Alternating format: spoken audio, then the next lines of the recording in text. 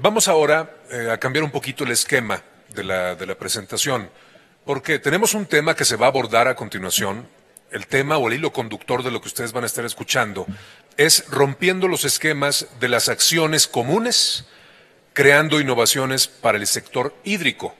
Esa es la temática central y el formato va a ser el siguiente. Van a estar subiendo cada uno de los ponentes a hacer una exposición, una presentación de un máximo de 10 minutos y así va a ser sucesivamente. Sube uno, después el otro y no vamos a tener oportunidad de plantear preguntas y respuestas. Así que les pedimos por favor toda su atención y su buena disposición para escuchar estas presentaciones y ser parte de la reflexión desde sus lugares. Así que, sin más preámbulos, voy a pedirle que pase al frente para hacernos su presentación con este tema.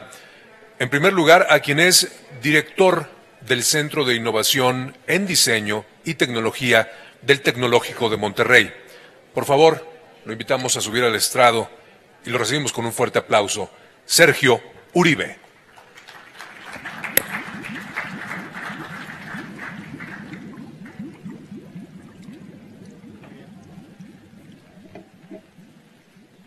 ¿Y cómo se va a proyectar aquí esto? Ahí está, perfecto. Bueno, pues muchas gracias. Vámonos rápido ahora porque son 10 minutos difíciles. Yo les voy a platicar acerca de mis experiencias y la manera como transformé mi visión y mi ejecución de lo que es innovación. Yo estuve trabajando 22 años en la industria. Los últimos 9 precisamente fue director de innovación y tecnología en una empresa danesa generando negocio. Entonces, yo creo que es así. ¿Por qué le hago así? Bueno, miren, déjenme empezar con esto. La consultora PricewaterhouseCoopers siempre cada año publica un estudio indicando cuáles son las compañías más innovadoras en el mundo. Y este es el resultado del análisis del 2018. El tamaño de la burbuja indica la cantidad de dólares que le mete cada una de esas compañías. Y el color, entre más rojo sea, indica el porcentaje de esos dólares que provienen de los revenues. ¿Okay?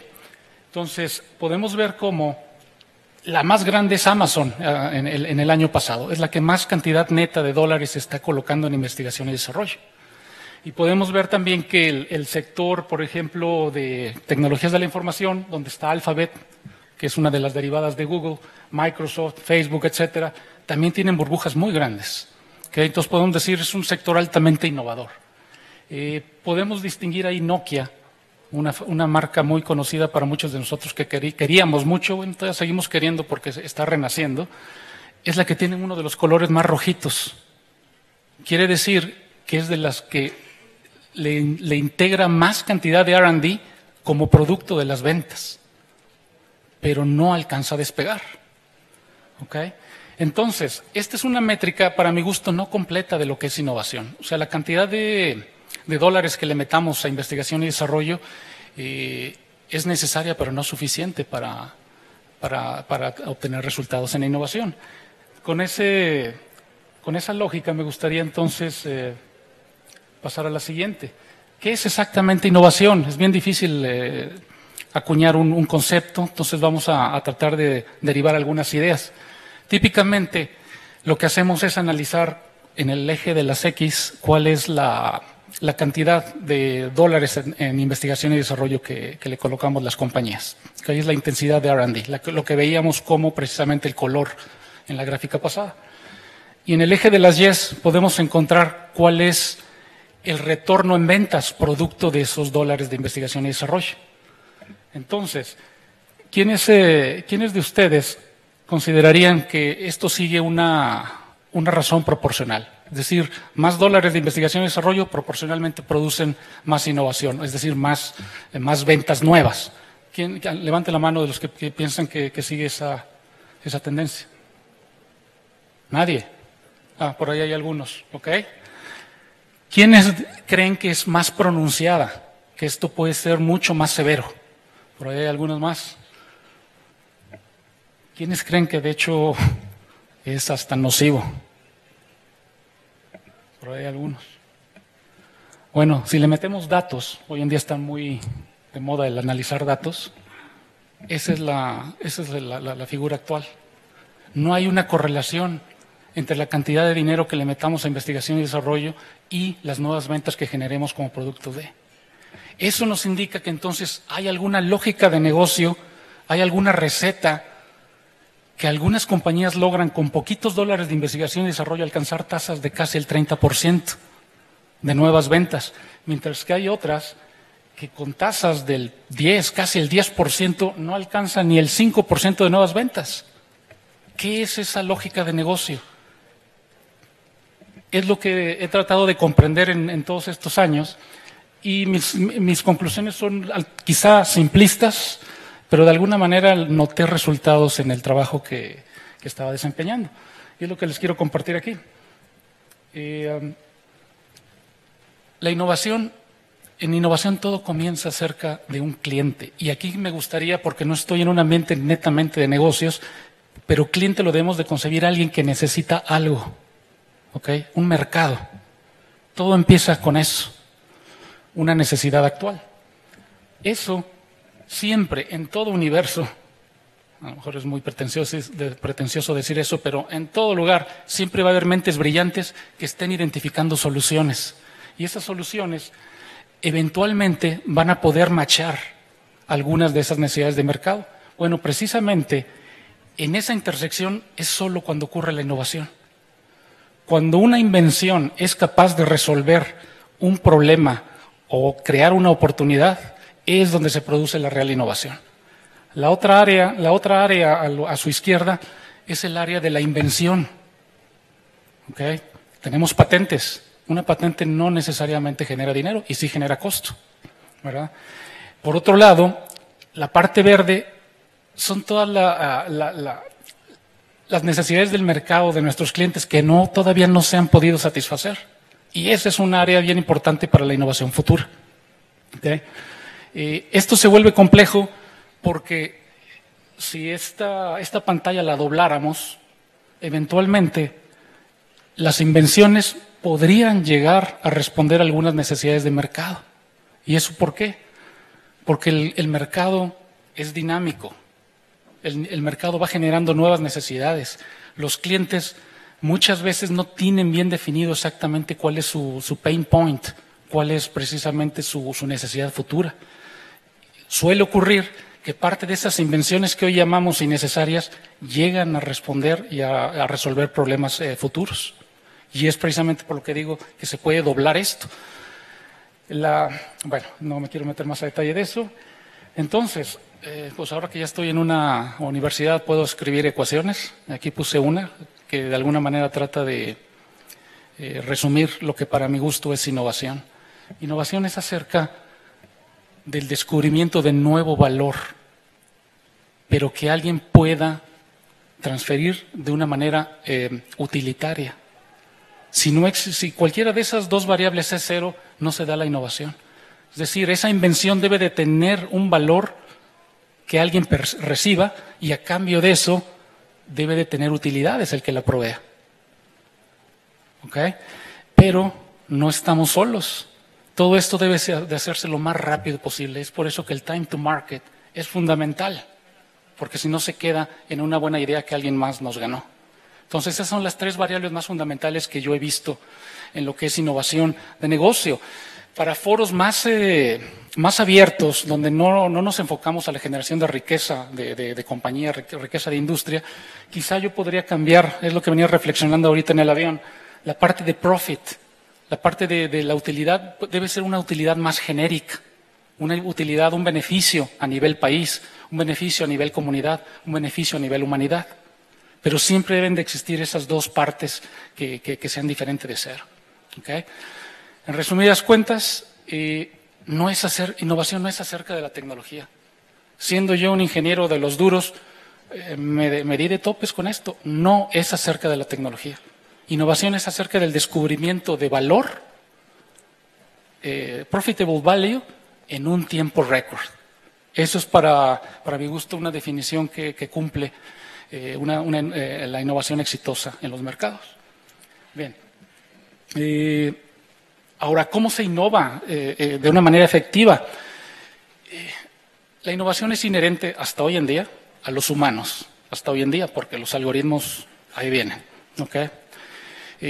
Generalmente las compañías dependen de gurús, de cowboys, que tengan esas epifanías y que al siguiente día vengan, las pongan en la mesa y consigan entonces un buen pitch y se les fondee para implementar esa innovación. Eso suele ocurrir, pero es una innovación muy accidental. Lo que a mí me dio resultados es sistematizar esto, sistematizar el proceso de innovación. Tuve muchas críticas indicando que no podíamos nosotros sistematizar la creatividad humana. Sin embargo, yo creo que lo que es innovación debe ser un proceso que sea sistemático, es decir, que reconozca pasos para que pueda ser transferible y lo pueda aprender alguien más y no nada más un solo cowboy. Y debe ser repetible. Es fundamental que no sea un accidente. Y finalmente, debe ser predecible para saber cuál es el riesgo en el que incurrimos con esa innovación. Para implementar esas cosas, bueno, establecí este modelo. Obviamente, una vez más, es acerca de innovación de negocio. Entonces, hay dos variables fundamentales en todos los negocios. Cómo nuestros nuevos productos y soluciones van a impactar al negocio actual, cómo van a defender al negocio actual, y básicamente es cómo hacemos más eficientes nuestros procesos operacionales, procesos de producción, manufactura, almacenes, etcétera, o cómo agregamos más diferenciación a la solución, al producto que traemos. Eso es lo fundamental. Pero la otra es cómo las mismas compañías identifican nuevo valor y se generan nuevos productos. Eso es cómo le metemos al cliente en la cabeza que este nuevo gadget es fundamental para que aumente su productividad. Y no es acerca de embrujar a los clientes, es de demostrar el nuevo valor que generan para ellos. ¿Okay? Para hacer eso se requieren entradas. ¿Cuáles son las entradas? Número uno, el problema o el customer pain. Es fundamental conocer eso. También saber cuáles son las tendencias del mercado, dónde se están moviendo los clientes, dónde se están moviendo las tendencias de legislación, todo el ecosistema donde se mueve nuestro producto, cómo está evolucionando. Y es importante tener una buena observación de las megatendencias. Las megatendencias que se dan no a nivel de tecnología, pero que se dan a nivel planeta. Cómo van a impactar a nuestro negocio. Y finalmente, ciertamente, las tecnologías. Cómo esas nuevas tecnologías que están emergiendo pueden agregar más valor a las soluciones actuales o cómo pueden generar una nueva solución que podamos nosotros ofrecer.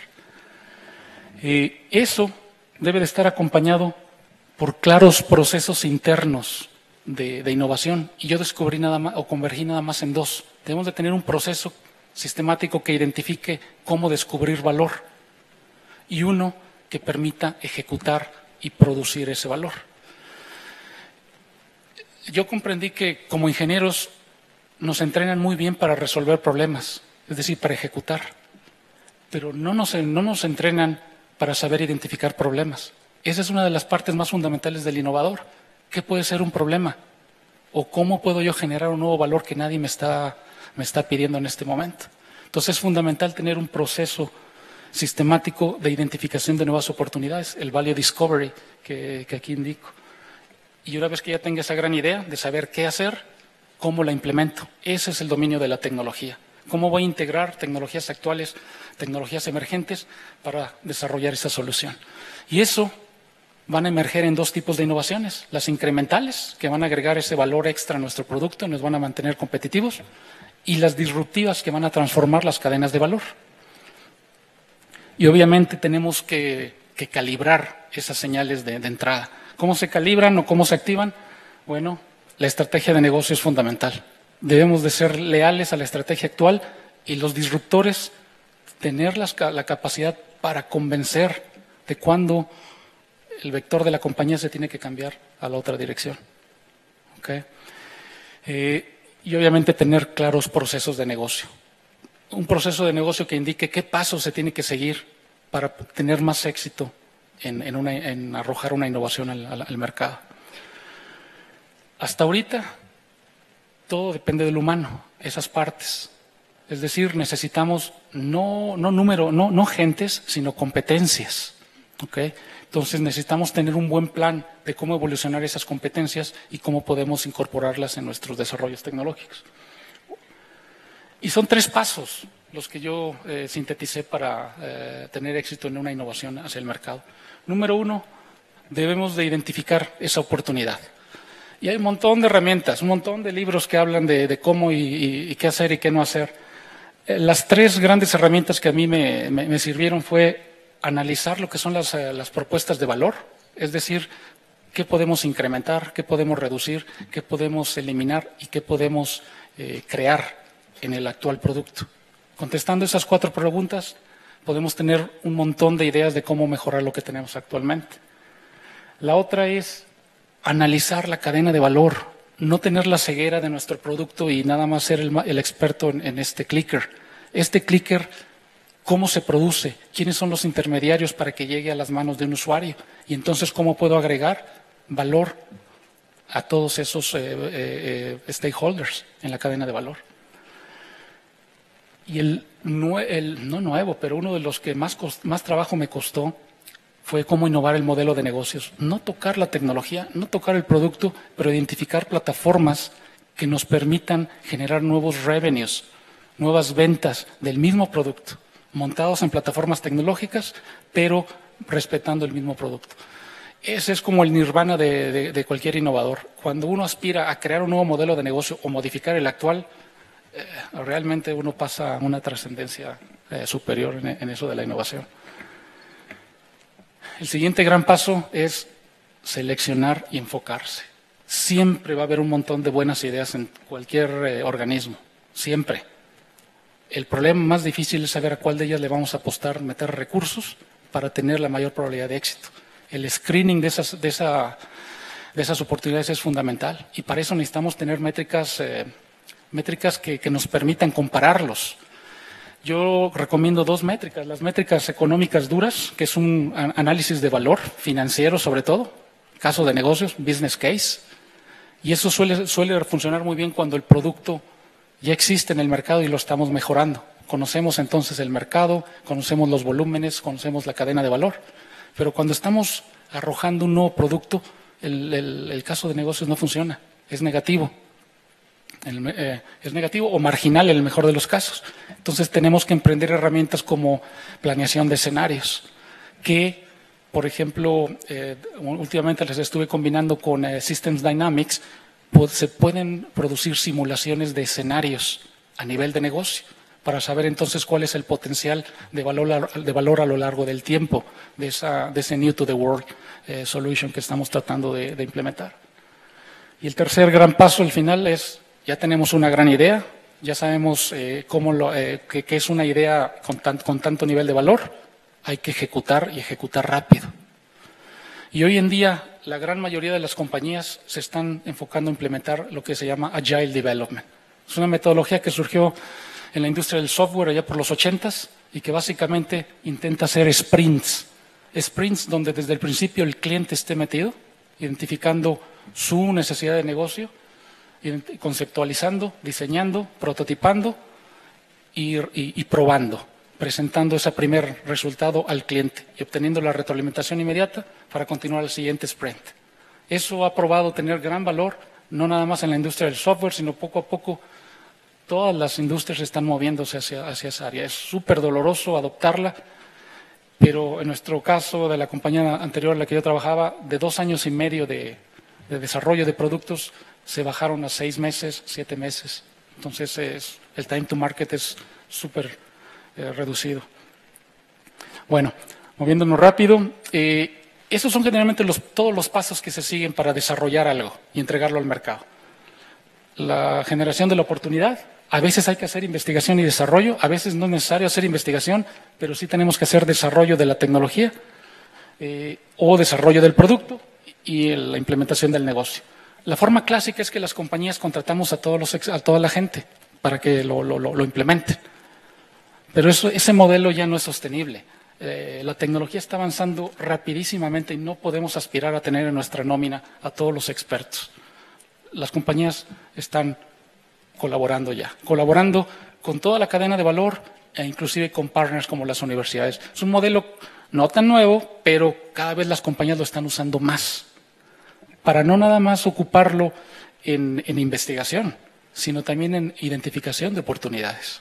Eso es fundamental. Cuando involucramos startups, por ejemplo, o universidades en el Opportunity Discovery, realmente ocurren cosas súper interesantes. Todo el ciclo de desarrollo hoy en día tiene que ser permeado en un Open Innovation. No nos podemos dar más el lujo de contratar gente. Nadie puede ya. ¿Okay? Y entonces se le coloca el prefijo co-creation, co-development y co-production. Es lo que están implementando hoy en día las cadenas de valor. Muy bien. Quise poner esto porque es un catalizador que hoy en día está acelerando los negocios y la innovación. ¿Okay? La transformación digital realmente está impactando esto. ¿Y qué es? Mi manera resumida es la digitalización debido a la capacidad de memoria. Es más, déjenmelo ponerlo de esta forma. Gracias a la ley de Moore, que nos indica que cada año o cada 18 meses los chips cuestan la mitad y la capacidad de memoria se duplica, es que tenemos esas curvas exponenciales. ¿Qué es lo que está ocurriendo? Que se están integrando cada vez más y más esos chips, esas partes electrónicas en todo tipo de procesos inimaginables. Camisas, sacos, obviamente los wearables, etcétera. Y entonces los ciclos de desarrollo se están comprimiendo cada vez más. Los productos para ser adoptados en el mercado, en lugar de ser 50, 60 años, como ocurrió, por ejemplo, con la parte del teléfono, ahora se dan en cuestión de 10 años, como fue el teléfono celular. ¿Okay? Y entonces, eso implica que debemos de voltear cuáles de esas tecnologías digitales pueden empezar a diferenciar nuestra propuesta de valor o pueden generar nueva propuesta de valor para nuestros mercados. Y esa es mi manera de sintetizarlo, ¿verdad? Se están conectando los dispositivos y tenemos un montón de datos. Eso ya no es suficiente, necesitamos tener algoritmos que nos permitan tener valor, sacar valor de esos datos, que es el layer de inteligencia que tenemos ahí, y luego empezarlos a usar para iterar con el mundo físico, que es el área de los robots colaborativos, impresoras 3D, etcétera. Y finalmente, cómo los humanos estamos iterando con esas tecnologías. Estas tecnologías están cambiando radicalmente la manera en que diseñamos, la manera en que producimos, la manera en que compramos, la manera en que experimentamos los productos. Y todas las áreas están siendo convertidas por esto. Entonces, en el caso, por ejemplo, de la seguridad del agua, la seguridad hídrica, esas tecnologías pueden tener un impacto dramático en la parte del monitoreo avanzado. Monitoreo avanzado de los centros, por ejemplo, de suministro, las ciudades, las urbes.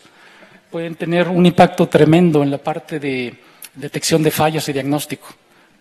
Pueden tener un impacto tremendo en predecir fallas y finalmente en cómo optimizar el sistema completo. Y aquí por sistema, desde un sistema residencial hasta un sistema a nivel ciudad. Y todo eso hoy en día, la tecnología está disponible para hacer e integrar esas soluciones. Bueno, yo creo que ese es el mensaje que quería transmitirles el día de hoy. Muchas gracias. Muchas gracias a Sergio Uribe. Se le pueden acercar, por supuesto, seguramente tendrán muchas cosas que preguntarle con respecto a lo que acaba de presentar. Vamos a la siguiente presentación, también será muy breve, 10 minutos están considerados. Alguien con amplia experiencia en el desarrollo de productos de información y cofundadora y directora también de la compañía 52 Impact. Queda con ustedes Koen Verberna.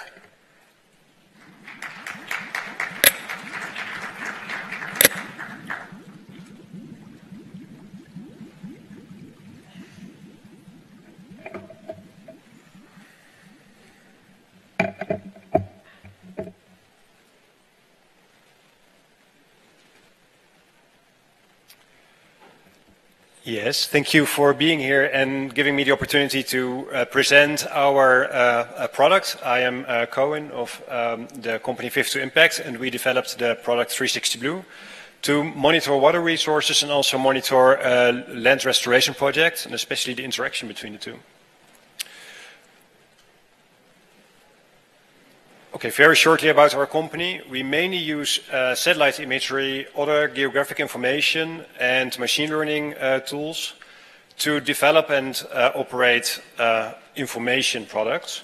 And we have a focus on natural resource management, especially related to water, forests, and agriculture. We have a unique mix of expertise related to data processing and analytics, but also related to visualization, which we think is really important so that everybody understands what the information means, and not only the specialists. So we often develop these type of dashboards that people can access online, and they just get, based on indicators, for example, the information that they need. Okay, we already talked a lot about the problem of water scarcity. What is important from, well, our point of view is that we see that there is really a lot of needs from all types of organizations, both public as from the industrial side, that there's really a need for reliable and accurate data related to water-related risks. And we wanted to solve that problem, and especially focus also on the issue that we saw that a lot of organizations want to collaborate. So multiple stakeholders want to collaborate, for example, around the watershed, and then they need shared information to get a clear picture about what's actually happening in that watershed.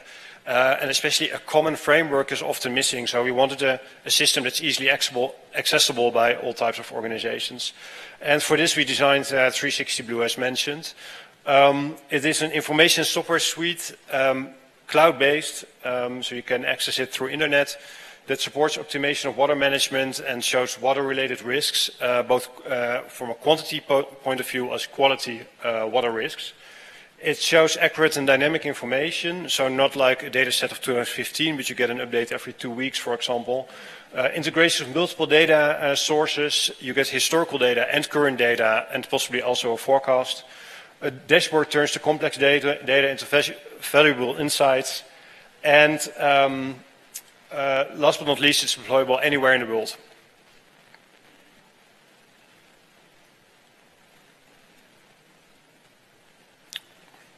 Yes, I already mentioned the main technology, so we'll skip this one.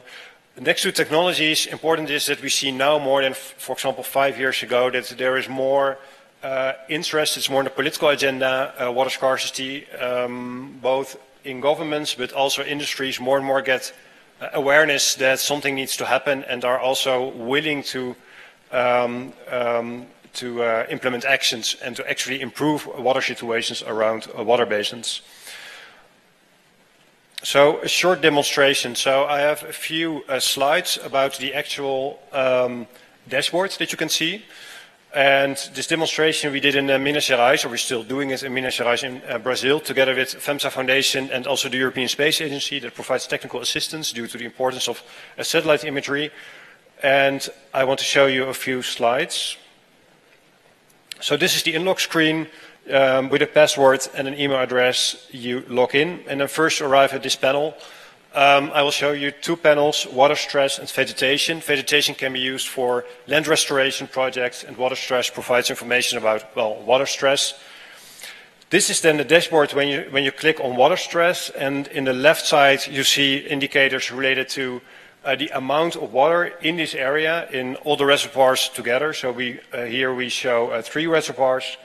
You get a drought indicator that shows drought, and this is relative compared to historical data. We show quality risk, and we show the water balance. There are some other tooling to make it easy for the user to get extra information, like if you click on a button, you get a definition about drought or quality risk and that kind of stuff. Then you can click on the total area, then you get the water balance and the drought from an historical point of view, so you get different graphs. If you click on a reservoir, you get it on reservoir level, and this is often very important for all types of organizations because they really want to know what's happening around the reservoir that we are using. You get the same statistics like water quality from an historical point of view, drought, but also storage, so the amount of water that's currently in the reservoir, and in this case we update it every 2 weeks.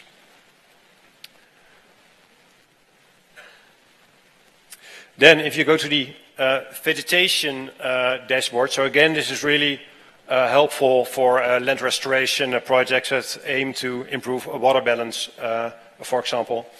So you get an overview, and red indicates bad quality of vegetation, green indicates good quality. Again, at the left side, you get overview of the whole area that we monitor related to vegetation quality, but also related to water stress of the vegetation. You get forest loss and forest gain, and also erosion risk. And also this last part is, I think, very important. This is an erosion map, so the erosion risk that you now see. So you get a different picture than the vegetation quality. Red indicates high risk due to erosion. You again can click on the same reservoirs, and you get the same information, but then on reservoir level. So erosion, vegetation, water stress, and in this case, forest loss.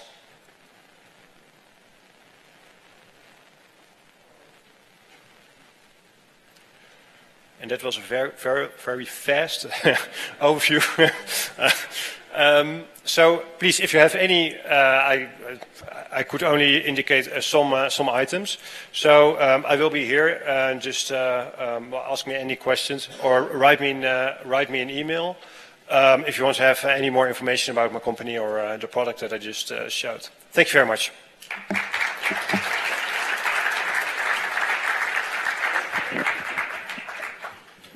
Thank you so much for your comprehension about time.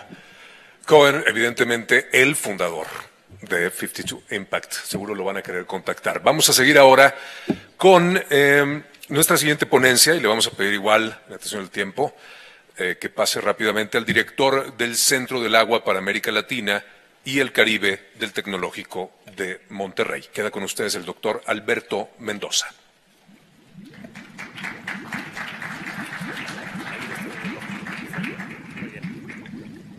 Bueno, pues muy buenas tardes a todos. Antes que nada, muchas gracias por la invitación a este evento, que creo que ha sido magnífico. Y bueno, en mi presentación lo que quiero hacer es rescatar un poco una herramienta que hemos estado trabajando a través de ya algunos años en coordinación con nuestros socios del Centro del Agua para América Latina y el Caribe del Tecnológico de Monterrey, que son el Banco Interamericano de Desarrollo y Fundación FEMSA. Y bueno, yo creo que algo que queda claro de la conversación, evidentemente no solamente del día de hoy y de ayer, sino de lo que ha venido sucediendo a través de los años en la generación de los fondos del agua, es que los fondos pasan cotidianamente por una necesidad muy importante de tomar decisiones. Y el gran problema que se tiene es que estas decisiones, como se vio particularmente en la mañana, tienen que darse sobre sistemas altamente complejos, con muchísima incertidumbre y en donde todo el mundo opina.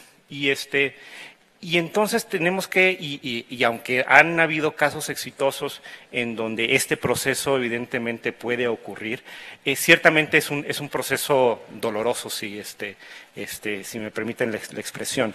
Y entonces lo que nosotros hemos estado planteando es, bueno, ¿qué pasaría si tuviéramos la posibilidad de tener una herramienta que nos permitiera pasar por ese proceso de toma de decisión participativo de un sistema altamente complejo con un alto nivel de incertidumbre, en donde pudiéramos no solamente hacer eso, sino sistematizar todo este proceso participativo? Y eso en esencia es el núcleo estratégico de decisiones ONED. El núcleo básicamente es un conjunto de recursos, aunque evidentemente tiene un espacio físico, pero en realidad quisiera que lo vieran más que un espacio físico. Es un cúmulo de diferentes recursos que nos permiten desarrollar una comprensión compartida de estos sistemas complejos de los que ustedes muy bien conocen.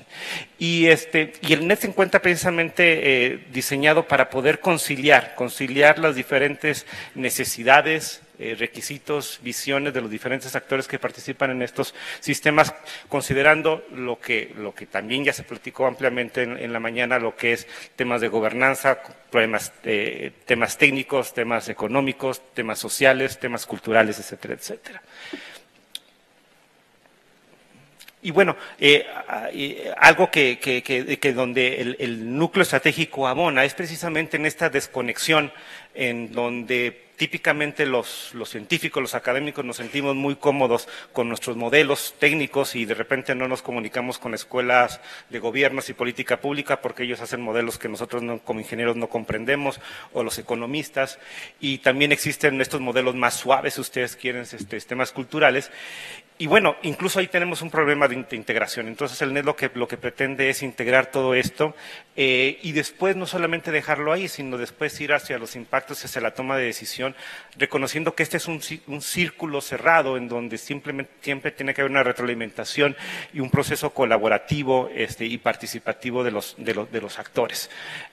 Y básicamente lo que pretende ser el NET nuevamente es un lugar en donde podamos optimizar nuestras soluciones y podemos llegar a consensos a través de las herramientas que tenemos, pero de repente que no lo hacemos de manera sistematizada.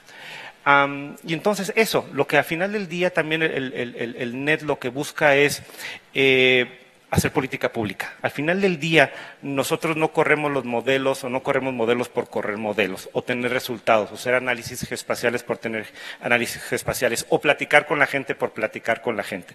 Lo que queremos es un producto. Finalmente queremos tener una incidencia para mover la aguja de los requerimientos que tenemos. Y entonces, en este ámbito en el que nos movemos, un punto de incidencia muy importante tiene que ser, bueno, tenemos que generar buena política pública a través de la mejor ciencia, la mejor discusión, el mejor balance de los trade-offs que podamos estar percibiendo. Y déjenme mostrarles un par de ejemplos muy diferentes en lo que el NET puede hacer. Y afortunadamente me hicieron la tarea muy fácil nuestros colegas de la mañana, tanto Edmundo Molina como Rodrigo Crespo, que les platicaron un poco sobre el tema del Plan Hídrico de Monterrey 2050. Les platicaron una buena cantidad de los detalles, de los modelos que se generaron, de algunas cuestiones, de los temas que se tuvieron que resolver. Yo en este caso quiero hacer una mirada, dirían por ahí, a 10 kilómetros de altura, en que todo esto ocurrió en el marco del núcleo estratégico de decisiones. Toda esa conversación, que no es una conversación trivial, ocurrió a través del núcleo estratégico de decisiones, tratando de abordar este problema que tenemos para el área metropolitana de Monterrey, que tiene que ver con la seguridad hídrica del mismo, que evidentemente en los años futuros en Monterrey vamos a tener un problema muy relevante. Y básicamente, y otra vez, no tratar de repetir lo que Rodrigo y colegas repitieron en la mañana, sino decirles, ¿sabes qué? Es que el núcleo estratégico es ese punto de encuentro en donde podemos tener a gente de la academia, en donde podemos tener gente de gobierno, de diferentes niveles de gobierno, nuestros colegas de otras tantas organizaciones de Natural Conservancy, WRI, una buena cantidad de diferentes personas que pueden trabajar en o en otros proyectos, pero un punto relevante tal vez que quisiera hacer énfasis en todo esto es que la cara del proyecto fue a través de los fondos del agua de Monterrey. Entonces, los fondos del agua tuvieron una participación muy relevante de poder integrar a todos estos actores a través de los mecanismos y las metodologías que tenemos instauradas a través del núcleo estratégico de decisiones. Y esta es así, nuevamente a ojo de pájaro la metodología que se siguió. Nuevamente se les platicó con gran detalle en la mañana de que se tuvieron que generar escenarios, que se tuvo que rescatar datos de cambio climático, de la disponibilidad de agua, en mantos freáticos, etcétera, etcétera. Pero aquí lo relevante de esta figura, en donde ustedes podrán notar ahí donde aparece, se ve entre rojo y verde, figuras de personas, es que en todo ese proceso hubo personas platicando a través de metodologías formales participativas. Nuevamente, el núcleo estratégico de decisiones no es simplemente un espacio donde queremos que la gente vaya y platique. Los tenemos que orientar en cómo es esa plática y tenemos que tener metodologías, por ejemplo, de resolución de conflictos. Entonces, toda esta parte humana, toda la parte que tiene que ver cómo es el comportamiento de las personas en estos temas tan complicados, es un aporte adicional que tiene el núcleo estratégico de decisiones. Y evidentemente al final, en este futuro altamente incierto, donde hay evidentemente simulación muy compleja, 5 millones de escenarios, finalmente tener un portafolio de inversión donde podamos tener estrategias adaptativas y podemos tener una decisión final que también les platicaban, está en la mesa del gobernador del estado de Nuevo León. Ese es uno de los casos que les quería platicar. Otro rápidamente que es muy diferente, tiene que ver con un análisis que se hizo en 3 cuencas de América Latina, particularmente con el énfasis en aplicar lo que llamamos el índice de salud del agua, para ver su potencial que nos pudiera dar para nuevamente tener una transformación de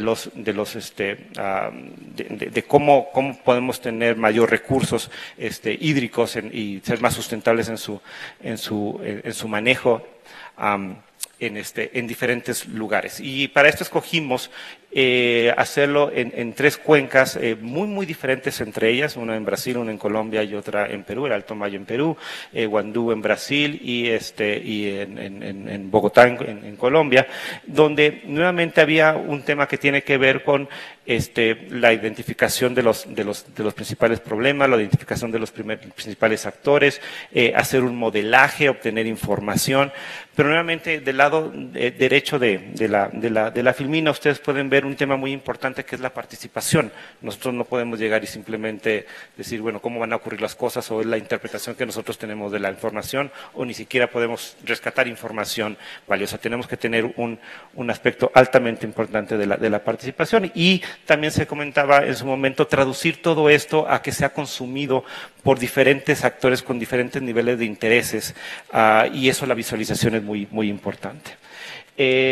Hay una buena cantidad de equipos que se generan de trabajo que van desde cuestiones muy técnicas a cuestiones más que tienen que ver con gobernanza, con la cuestión de la participación de la sociedad, desarrollo y manejo de experiencias en el propio índice de salud que generamos, el conocimiento de áreas de estudios y problemáticas, trabajo colaborativo evidentemente con los stakeholders, etcétera, etcétera. Y me centro a los puntos relevantes. El índice de salud del agua lo que pretende es tener una métrica, como lo hacen muchos indicadores, de cuáles son los principales retos que podríamos tener en una cuenca.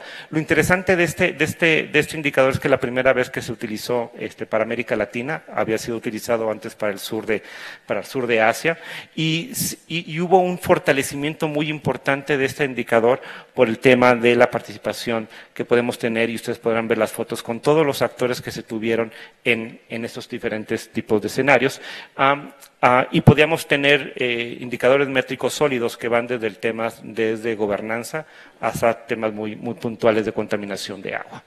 Y un poquito para darles el impacto que puede lograr todo esto, además de las personas directamente beneficiadas, que fueron 270, si nos juntamos la gente que vive en las cuencas que se analizaron, del orden de 27 millones de personas, con 29 comunidades muy bien identificadas, obviamente divulgación a través de publicaciones científicas, white papers y demás.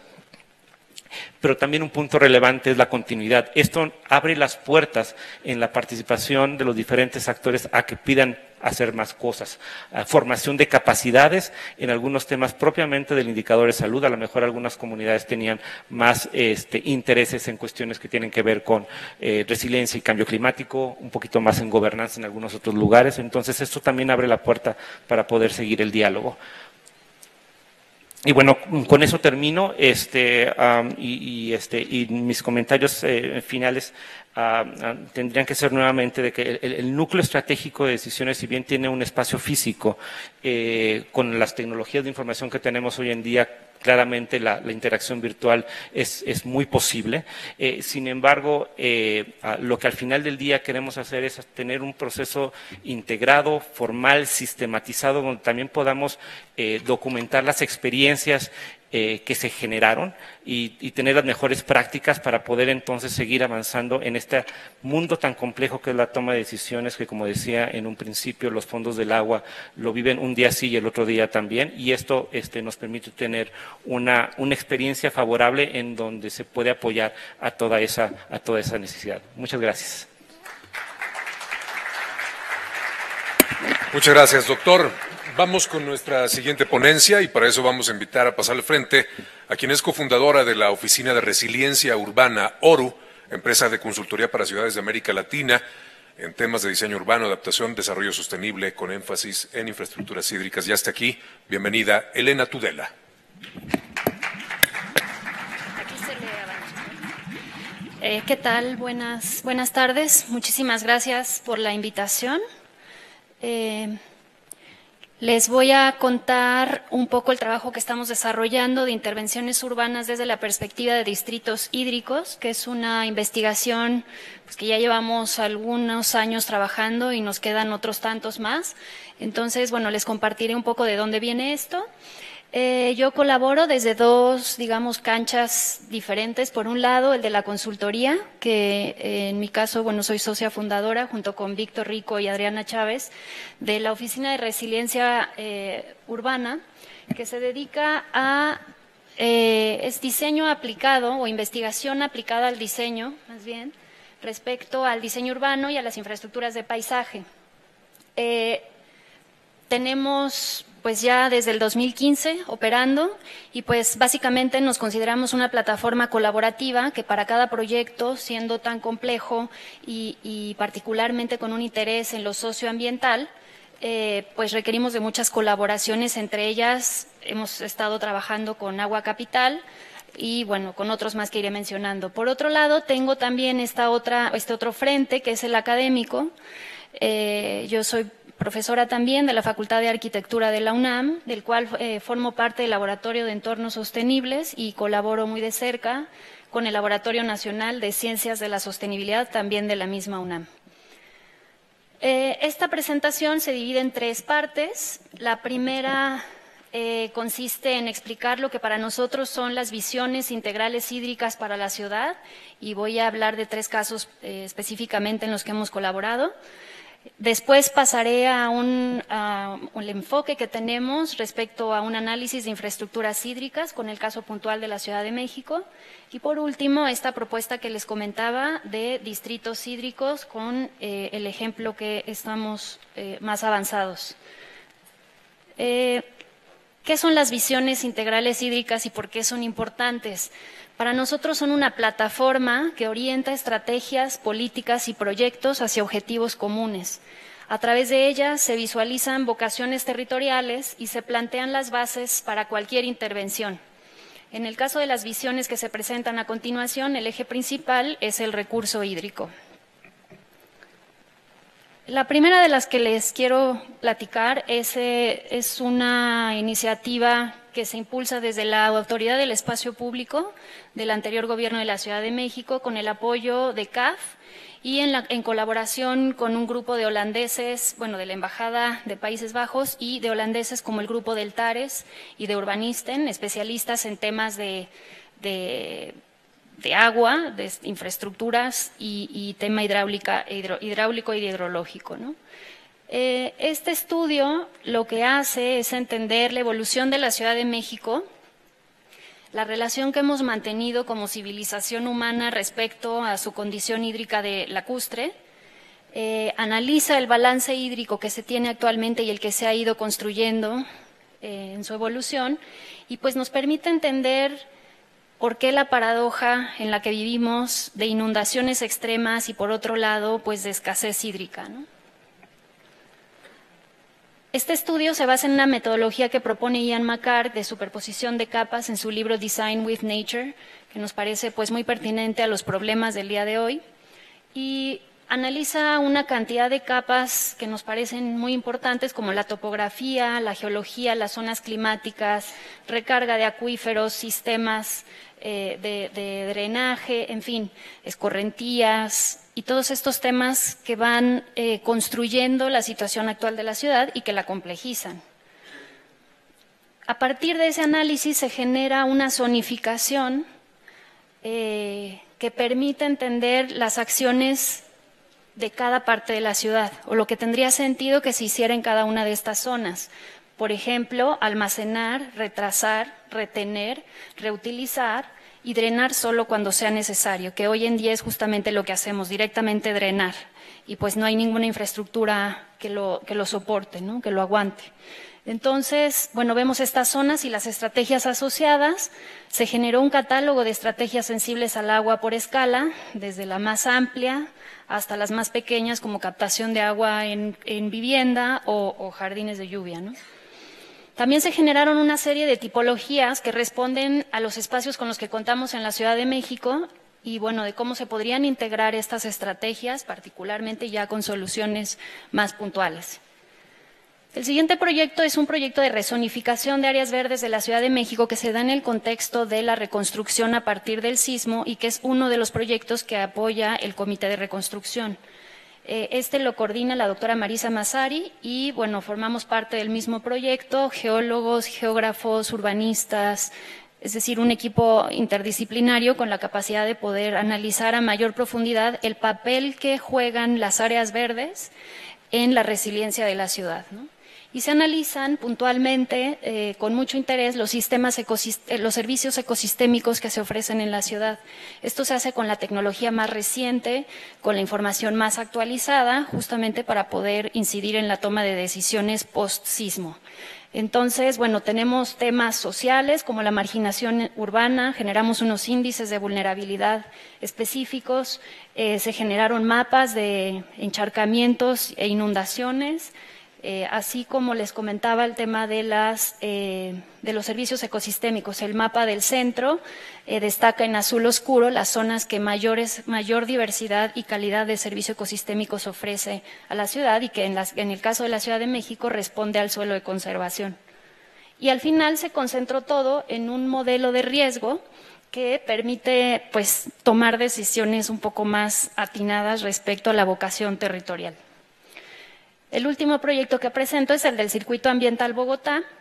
Es un proyecto que hacemos una consultoría para la empresa Acueducto y para el alcalde Peñalosa para poder integrar todos los proyectos que están coordinando respecto a los humedales, a los páramos, el rescate y recuperación de ríos.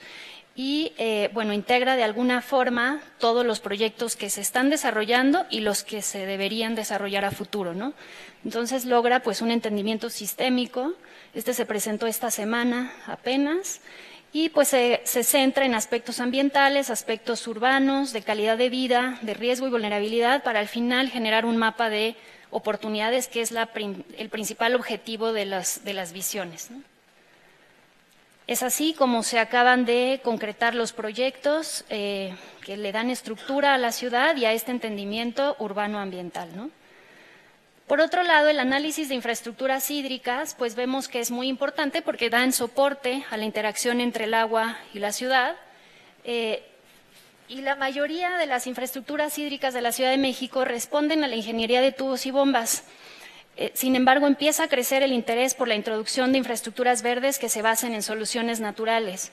Ya existen muchos esfuerzos en este sentido en la Ciudad de México de infraestructuras verdes, sin embargo, son intervenciones puntuales y que todavía están desarticuladas entre sí, por lo tanto, el potencial pues queda todavía por explorar.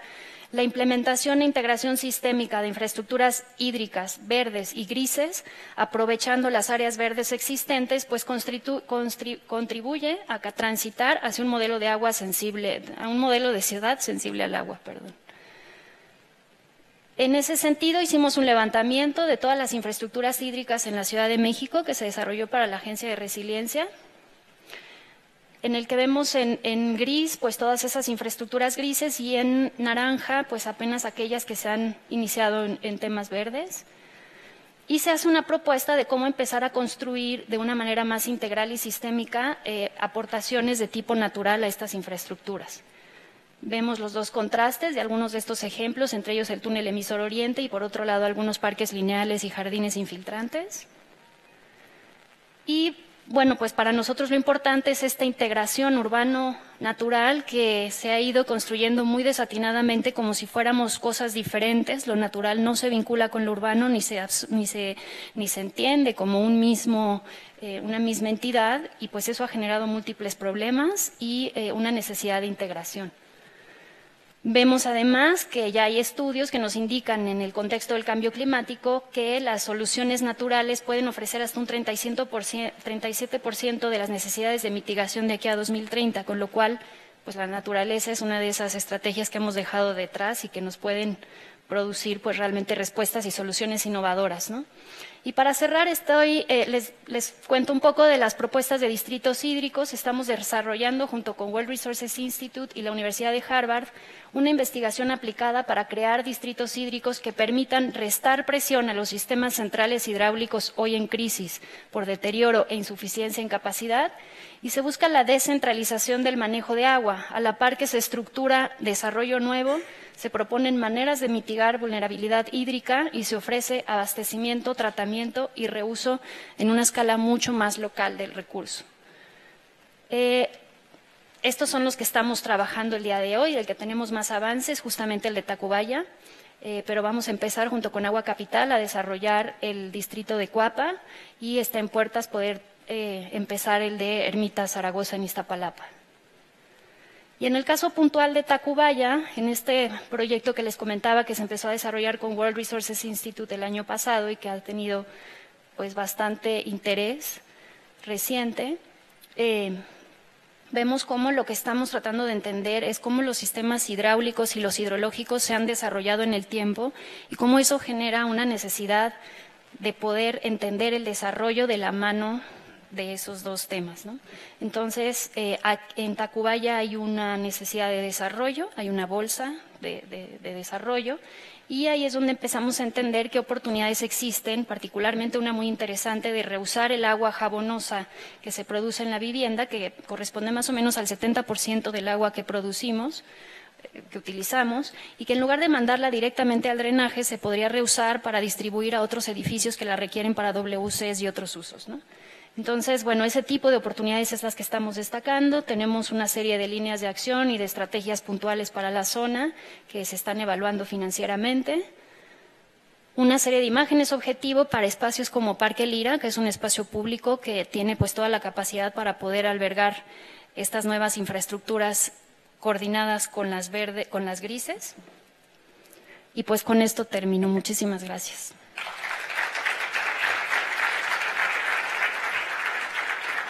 Al contrario, muchas gracias, Elena, por tu comprensión, también por el tiempo, y con esa misma premura invitamos a nuestro siguiente participante, gerente del acelerador de sostenibilidad en The Nature Conservancy, encargado de ubicar y entablar relación con los desarrolladores de tecnologías y Techstars. Adelante, por favor, les presento a August Ritter.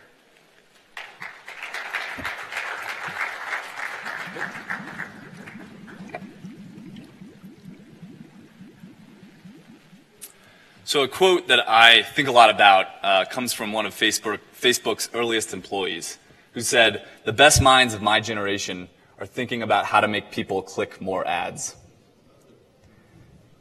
And that's the sad reality. As we look around at the world, we see entire industries that are being disrupted by technology.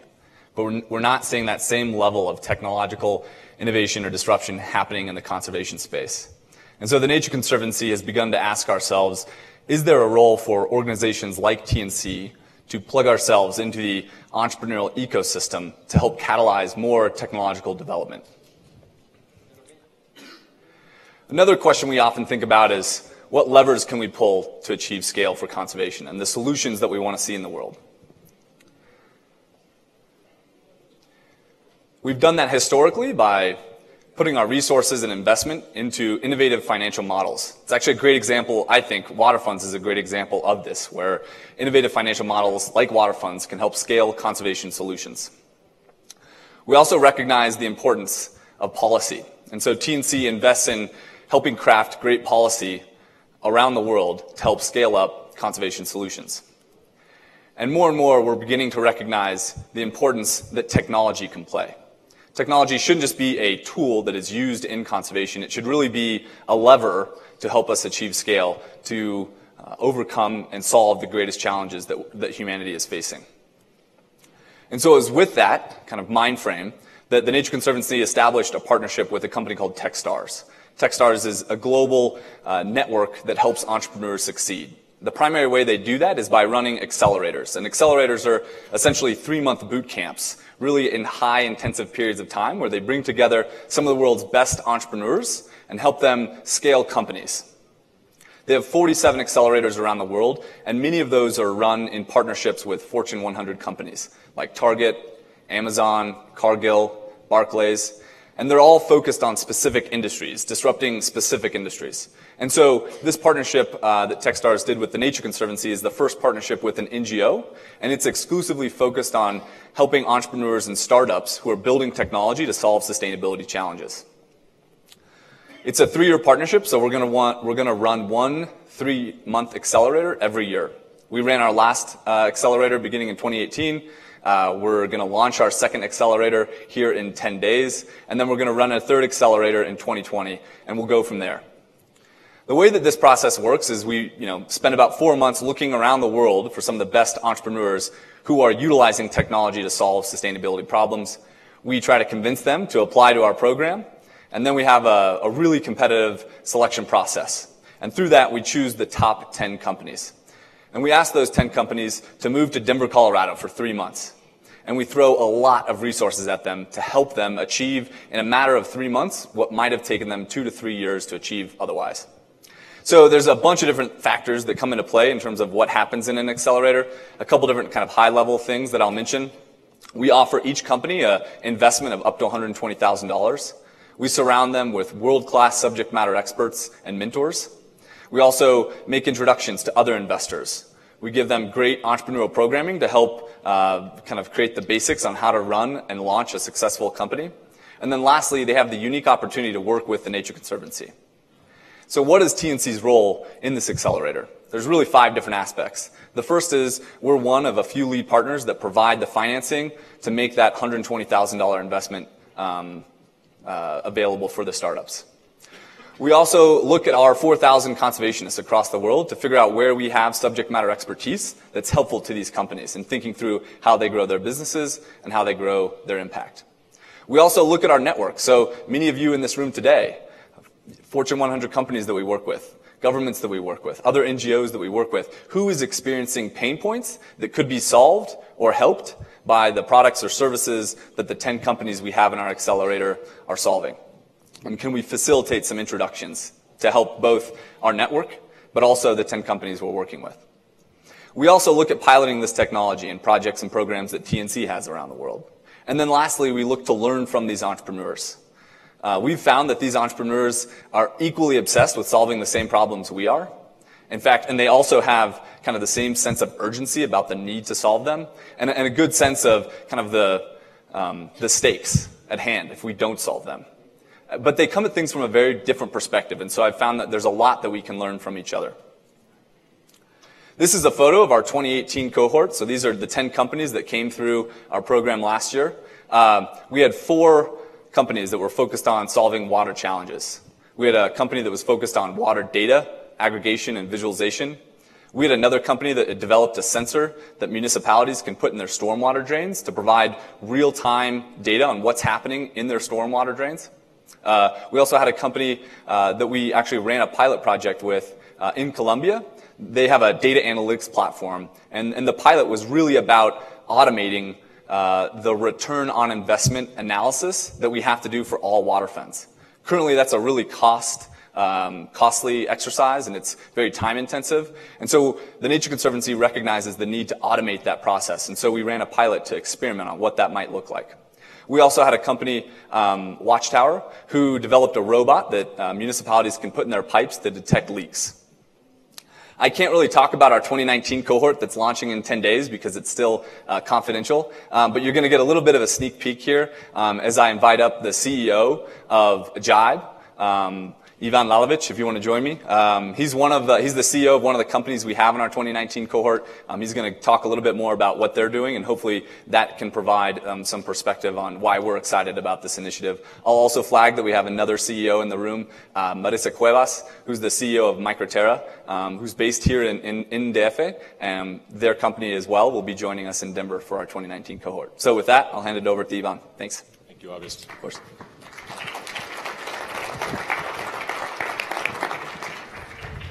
And I'd like to thank the Nature Conservancy for the invitation, the opportunity to present to you, as well as the session organizers.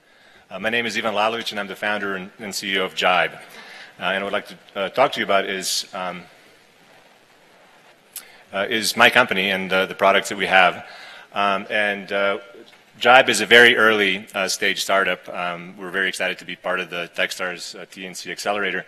And our focus is helping customers detect, so monitor pollution and apply that to management. And certainly monitoring has been one of the recurring themes in this conference in many of the sessions. And I just want to point out that it's integral to management. It's also integral to business as usual. You need to know what the trajectory is for water quality parameters, even if we don't do anything, to see what the opportunity cost is of not acting.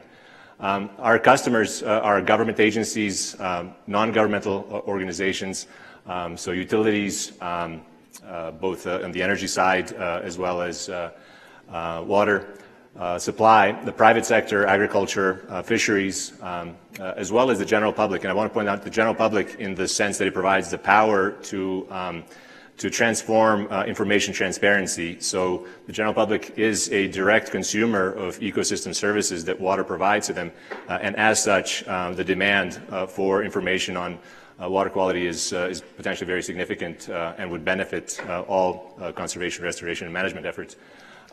So how do we provide this monitoring capability, and what do we measure? So we provide calibrated maps that provide synoptic information about what's in the water in terms of sediments and nutrients. And these two attributes are something that we have full control over. And the net effect is changes in oxygen, so the ecosystem health overall, as well as harmful algal blooms, either from direct toxicity from the harmful algal blooms or from a lack of oxygen. And we can map that across the entire basin, and we can also provide for select locations real-time data on what the dynamics are for water quality.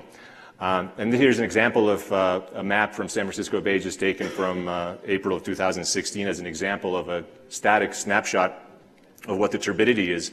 The red areas indicate high levels or high concentrations of sediments, and blue areas are clear water. And the point is that this estuary system is got some competing interests. One, from a conservation standpoint, there's an endangered species called the Delta smelt that is managed by the California Department of Water Resources that manages releases of the water and therefore directly the turbidity or the sediment loading, which affects the health and maintains the EPA requirements. That same department manages the releases for agriculture in the same basin. And so they're very keen to integrate a kind of operational model to understand the dynamics of sediments, how it impacts both the EPA regulatory requirements as well as the needs of farmers in San Francisco Bay Delta estuary. So the products are essentially a combination of Earth observation satellites, either from the public domain data or from private satellite platforms that provide reflectances and imagery, so this kind of synoptic macro scale of the basin or watershed. And we combine that with a ground sensor network that we've developed that's proprietary, but is very easy to install, and using a couple of nodes across the watershed, we can use that to calibrate the end products or the algorithms that we use to derive water quality metrics. We also get real-time information from these sensor locations for those very critical input points, for example, for river discharge for nutrients and sediments, et cetera. So here's an example of an automated product that we have running actually for a reservoir very close to Mexico City. It's Valle de Bravo. It supplies, it's part of the Cutzamala distribution system, so it supplies drinking water to Mexico City. So satellite data is being ingested automatically from the space agencies, processed through our algorithms, and we can extract, for example, a cyanobacteria map, again showing concentrations, the red being high levels of concentration of chlorophyll. In this case, we have ground truth data that validates that it's indeed cyanobacteria, and blue areas are low levels. And the point isn't just that it's a nice map and we can see the distribution of chlorophyll or cyanobacteria. The point is that this map is an indicator of the drivers. So this is kind of a reflection of those contributing factors that result in this harmful algal bloom. So it's the combination of nutrient influx, the meteorology that's driving this biomass, and it obviously has direct implications on the intake for the water system as the water gets moved towards Mexico City. So you can get those dynamics from satellite imagery as well as our ground sensors. I won't go into detail, but we've done a number of pilots across the world in Latin America and Uruguay, in addition to Mexico, in Indonesia. We've also worked with a number of reservoirs in the United States and San Francisco Bay, as well as Oregon, which is where we're based. And I'd just like to point out my collaborators at the World Bank, NASA, NOAA, USGS, Oregon State University, and University of Maryland, who we've collaborated in some of this efforts. And I'm very happy to talk to you about a lot of the case studies. Essentially, it is all about the interactions or the influences coming from either agriculture, aquaculture, tourism, and how those and recreation in some cases, and how those come about. Satellite data can provide insight into what the drivers are and then how to effectively drive investment. So just to summarize, we believe there's a significant gap in information for water quality. It typically is very instrument and personnel intensive.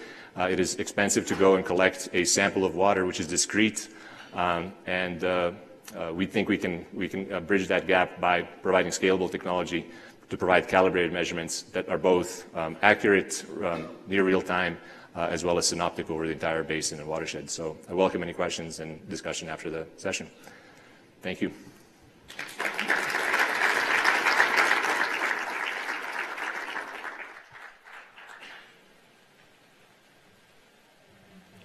Bien, pues muchas gracias a Iván, por supuesto, pero también, por favor, ayúdenme a darle un aplauso a todos porque se dieron cuenta lo gentiles que fueron de adaptarse al tiempo, de dar sus talking points. Muchas gracias a todos. Y por supuesto, debido a que es muy probable que hayan surgido inquietudes muy puntuales, ellos siguen por aquí en el salón y ustedes pueden acercarse con toda libertad.